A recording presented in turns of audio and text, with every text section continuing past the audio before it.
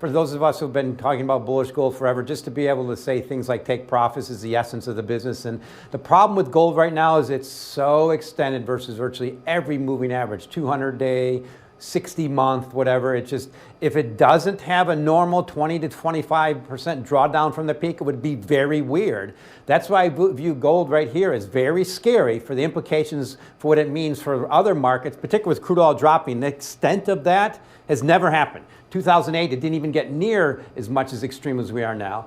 And for when people say gold might go to $5,000 an ounce, I just look at that. That's incredibly just frightening because it's moving so fast. Remember, it's a store of value. It's a rock. It's an ancient store of value. And when it goes up that much and everything else underperforms it, something's wrong. So I'm really indication, like you mentioned, that it's telling us that stock market volatility, that bottom, the 90-day volatility, bottomed just a few weeks ago at 8.9%. That's the lowest in 5 years. Might just pick up by the end of the year. And that means gold might be warning us some deflationary dominoes might be tumbling into year end. Crude oil is declining, bond yields are declining, and if stock market ticks a little bit lower, those trends will accelerate. Okay, this might be an unanswerable question, but do we know why? What was the catalyst? Because gold had been extended for so long that when you actually got the pullback, it was kind of like, what triggered this? And I wonder, and just play along with me here, does it have anything to do with the heist at the Louvre where there was all this talk that people were going to sell off the jewels and the gold and melt the gold? And, you know, that was a sign that, maybe this has gone too far.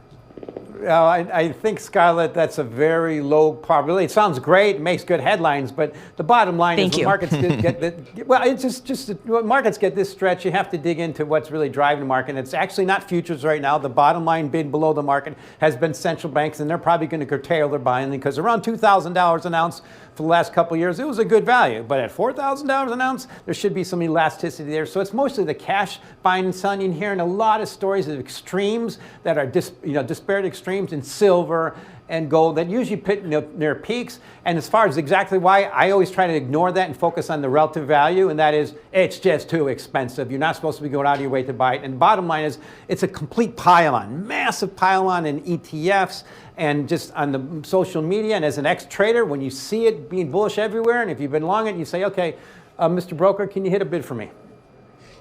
Mike, this is the dumb question of the day coming your way. Do we measure volume of gold trading long, upside, downside, all that kind of stuff?